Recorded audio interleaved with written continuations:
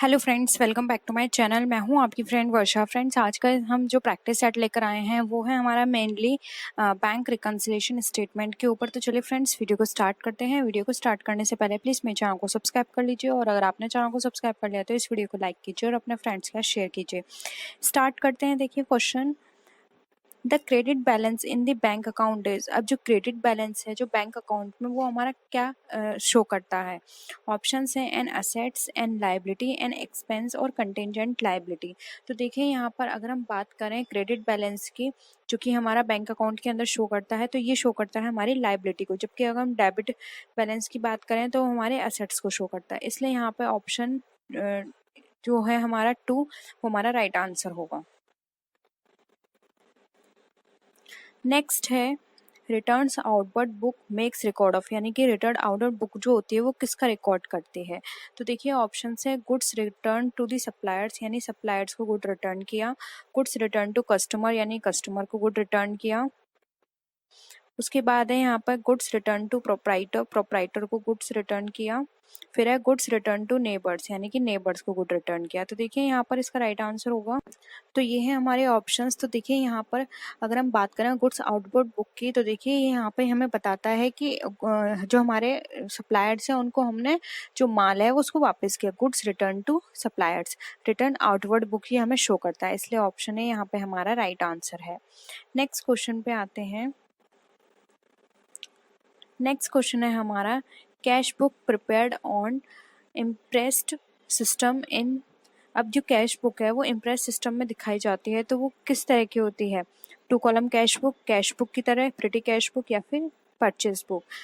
तो देखिए यहाँ पर अगर हम बात करें तो जो इम्प्रेस सिस्टम के अंदर हम अपनी कैश बुक प्रिपेयर करते हैं वो हमारी प्रिटी कैश बुक कहलाती है। Friends, mainly petty cash book वो कैश बुक होती है जिसके अंदर हम जो छोटे छोटे हमारे जो खर्चे होते हैं हम उसको इंक्लूड करते हैं। फिर बाद में जब हम उसको उससे रिलेटेड अकाउंट में पोस्टिंग करते हैं तो डायरेक्ट एक अगर हम एक आइटम के रूप में उन सबको इंक्लूड कर लेते हैं। फॉर एग्जाम्पल, जैसे कि हमने स्टेशनरी में खरीदे पेन, पेंसिल्स, इरेजर, स्केल, ये सारी चीज़ें खरीदी, तो प्रिटी कैश बुक में तो ये अलग अलग मेंशन कर दी जाएगी। लेकिन जब हम इसकी पोस्टिंग करेंगे जर्नल में या फिर अदर इससे रिलेटेड लेजर में, तो वहाँ पर हम पोस्टिंग करेंगे एज अ स्टेशनरी। वहाँ पे ये अलग अलग आइटम शो नहीं किए जाएंगे, वहाँ पे एज अ स्टेशनरी शो किया जाएगा।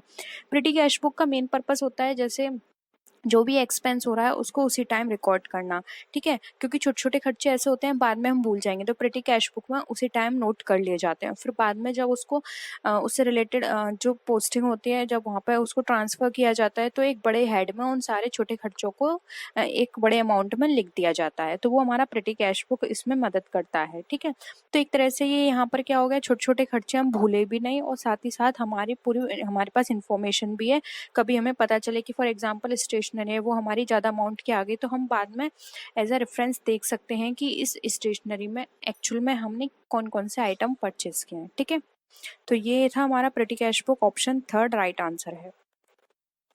नेक्स्ट आते हैं the statement send along with purchase return is. अब खरीद रिटर्न के साथ भेजा गया बयान क्या कहलाता है। Credit note, bills payable book, debit note या फिर purchase return book.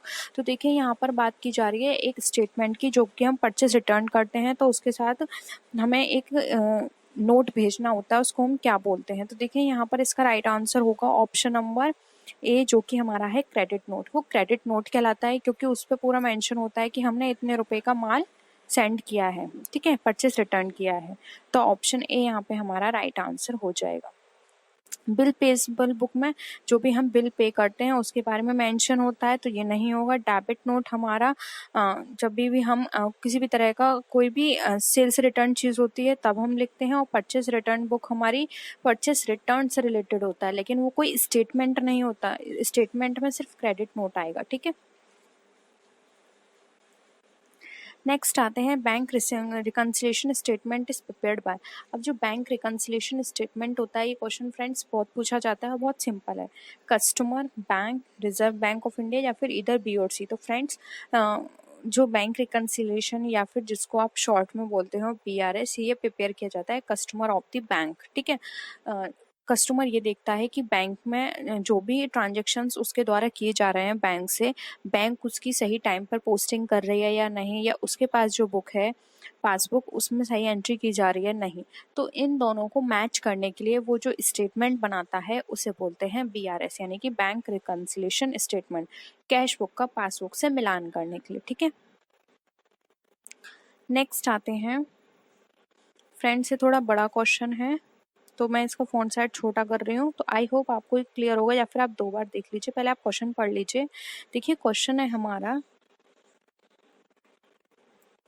while preparing bank reconciliation statement, checks paid into bank but not yet cleared are, यानी कि जब आप बैंक रिकंसिलिएशन स्टेटमेंट प्रिपेयर करते हैं तो चेक जो आपका बैंक में पेड हो गया है लेकिन वो अभी तक क्लियर नहीं हुआ है। हिंदी में भी देख लीजिए, बैंक सुलह बयान तैयार करते समय बैंक में भुगतान किए गए चेक भुगतान तो कर दिए हैं आपने, लेकिन अभी तक वो क्लियर नहीं हुआ है, यानी कि वहाँ पर सबमिट नहीं हुए एक तरह से बैंक के द्वारा। तो ठीक है, ऑप्शंस देखिए यहाँ पर कौन क्या क्या हो सकता है। 4 ऑप्शंस हैं हमें यहाँ पर। देखिए, added to balance as per cash book to arrive at the balance as per passbook, या फिर deducted to the balance as per cash book to arrive at the balance as per passbook. फिर है divided in the balance as per cash book to arrive at the passbook, और multiplied to the balances as per cash book to arrive at the balance as per the passbook.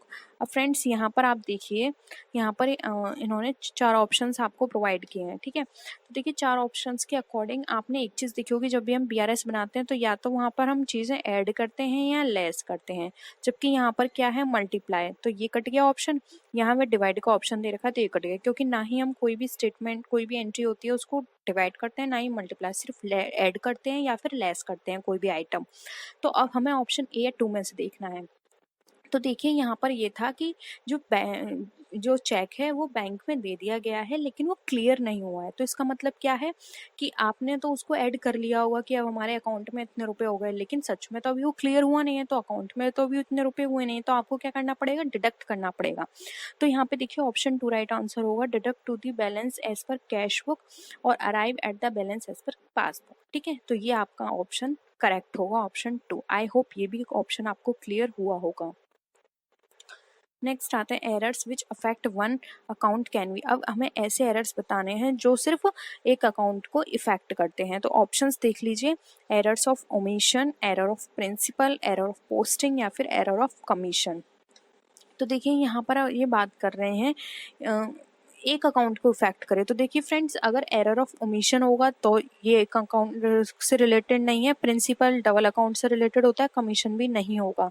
Error of posting हमारे एक account से related हो सकता है कि हमने एक अकाउंट में पोस्टिंग नहीं की है। ठीक है, तो यहाँ पे ऑप्शन 3 जो है वो इसका राइट आंसर हो जाएगा।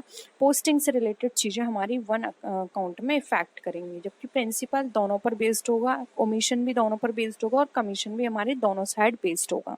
इसलिए ऑप्शन 3 यहाँ पर हमारा राइट आंसर है। नेक्स्ट आते हैं errors of carry forward from 1 year to another year effect, यानी कि एक वर्ष से दूसरे वर्ष तक आगे ले जाने की त्रुटियां क्या कहलाती हैं। पर्सनल अकाउंट से होती हैं, रियल अकाउंट से, नॉमिनल अकाउंट से, या फिर both personal and real account से। तो देखिए यहाँ पर errors of carry forward from 1 year to, अब देखिए 1 ईयर से सेकंड ईयर में हम क्या ले जाते हैं, बैलेंस शीट।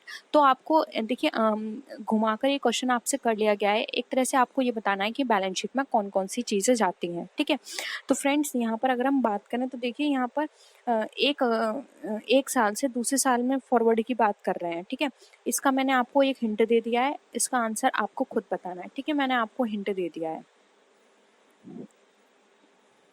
अब देखिए BRS से ही रिलेटेड है एक और क्वेश्चन हमारा, which of the following errors is an error of omission. अब हमें बताना है एरर ऑफ ओमिशन से रिलेटेड इसमें से कौन सी एरर है।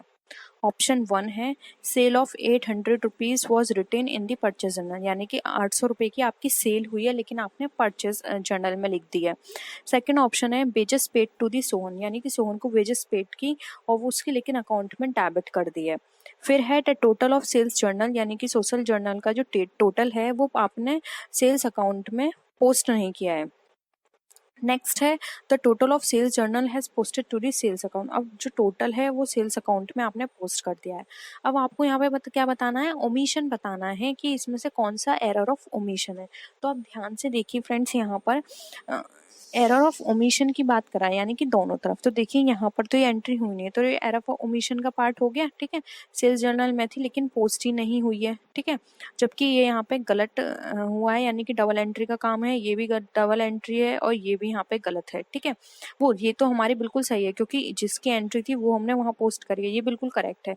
लेकिन ऑप्शंस के अकॉर्डिंग देखें तो यहाँ पे ऑप्शन थर्ड हमारा राइट आंसर हो जाएगा। आई होप ये भी आपको क्वेश्चन क्लियर हुआ होगा। Which options are not a feature of bearer debenture. अब इसमें से कौन सा ऑप्शन है, फीचर्स है जो कि हमारा बेयर डिवेंचर का नहीं है। कौन सा विकल्प बेयर डिवेंचर की विशेषता नहीं है, ये हो गया आपका हिंदी में क्वेश्चन। ऑप्शन है the interest is paid to the holder respected to of identity, यानी कि ब्याज धारक को पहचान के बावजूद भुगतान किया जाता है, ये इसका क्या विशेषता है। सेकंड है it is transferred by mayor delivery, यानी कि यह केवल वितरण द्वारा स्थानांतरित किया जा सकता है। नेक्स्ट है the transfer of bearer debenture requires transfer deed, यानी कि जो बेयर डिवेंचर के हस्तांतरण के लिए स्थानांतरण विलेख की आवश्यकता होती है। थर्ड ये है ऑप्शन। एंड फोर्थ है हमारा इट इज नेगोशिएबल टूल, यह एक पराक्रम में उपकरण है। अब इसमें से बताना है कि कौन सा नहीं है, नॉट यहाँ पे बताया गया है। तो देखिए यहाँ पर ऑप्शन जो हमारा थर्ड है the transfer of bearer debenture required transfer deed, तो फ्रेंड्स इसके लिए ट्रांसफर डीड की जरूरत नहीं होती है बेयर डिवेंचर के लिए, ठीक है। ऑप्शन बी राइट है, क्योंकि देखिए नाम से ही बेयर डिवेंचर है, यानी कि जिसके पास होगा उसको ये ट्रांसफर हो जाएगा, वो उसका ओनर है, वो उसका पेमेंट ले लेगा, ठीक है। ट्रांसफर डीड की इसके लिए कोई जरूरत नहीं होती है, इसलिए ऑप्शन सी यहाँ पे हमारा राइट आंसर हो जाएगा। नेक्स्ट क्वेश्चन पे आते हैं। Debenture application account is in the form of. अब डिवेंचर एप्लीकेशन अकाउंट के रूप में है, किस अकाउंट के रूप में है, करंट अकाउंट के रूप में है, नॉमिनल अकाउंट यानी कि नाम मात्र खाते के रूप में है, पर्सनल अकाउंट यानी कि व्यक्तिगत खाता, और रियल अकाउंट यानी कि रियल अकाउंट के रूप में है। तो फ्रेंड्स अगर हम डिवेंचर एप्लीकेशन की बात करें तो डिवेंचर एप्लीकेशन अकाउंट जो होता है वो हमारा एक तरह से पर्सनल अकाउंट के फॉर्म में होता है, इसलिए ऑप्शन सी यहाँ पे हमारा राइट आंसर हो जाएगा, व्यक्तिगत खाता। नेक्स्ट क्वेश्चन पे आते हैं। The form of a discount on issue of debenture is in the nature of. अब जो डिस्काउंट डिवेंचर कोई भी इश्यू किया जा रहा है डिस्काउंट की फॉर्म में, यानी कि हम डिस्काउंट पे डिवेंचर को इश्यू कर रहे हैं, तो वो किस नेचर का होगा। डेफर्ड रेवेन्यू एक्सपेंडिचर यानी कि आस्थगित राजस्व, कैपिटल लॉस यानी कि पूंजीगत हानि, रेवेन्यू लॉस यानी कि राजस्व हानि, नन ऑफ द अबव यानी कि उपरोक्त में से कोई नहीं। तो फ्रेंड जब हम डिवेंचर इशू करते हैं किसी भी तरह के डिस्काउंट पर, तो देखिए यहाँ पर इसका राइट आंसर होगा वो एक तरह का हमारे लिए कैपिटल लॉस होता है, क्योंकि डिवेंचर्स हमारे कैपिटल नेचर का होता है और उस पर लॉस हमारा कैपिटल लॉस है, ठीक है। तो ऑप्शन बी यहाँ पे हमारा क्या हो जाएगा, राइट आंसर हो जाएगा। तो आई होप आपको ये क्वेश्चंस क्लियर हुए होंगे। इस वीडियो में हमने हिंदी इंग्लिश दोनों का एक साथ डिस्कशन कर लिया, आपको समझने में भी आसानी हुई और आपकी कंफ्यूजन भी आई होप अब दूर हो जाएगी। और किसी भी तरह की कोई भी क्वेरी हो, आपकी कोई सजेशन देना चाहते हो तो आप कमेंट सेक्शन में बता सकते हैं। तो फ्रेंड्स नेक्स्ट वीडियो में फिर मिलते हैं आपसे और भी अच्छी वीडियोस के साथ, तब तक के लिए टेक केयर, बाय बाय।